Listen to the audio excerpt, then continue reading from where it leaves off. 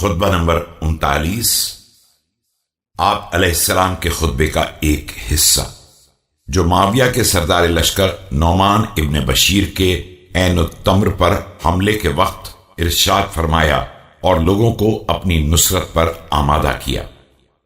بسم اللہ الرحمن الرحیم۔ میں ایسے افراد میں مبتلا ہو گیا ہوں جنہیں حکم دیتا ہوں تو اطاعت نہیں کرتے ہیں اور بلاتا ہوں تو لبیک نہیں کہتے ہیں۔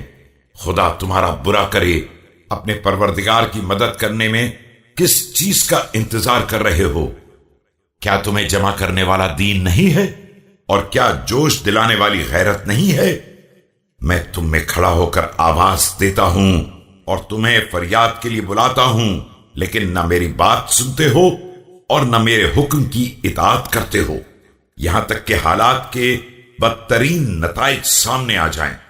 سچی بات یہ ہے کہ تمہارے ذریعے نہ کسی خون ناحق کا بدلہ لیا جا سکتا ہے اور نہ کوئی مقصد حاصل کیا جا سکتا ہے۔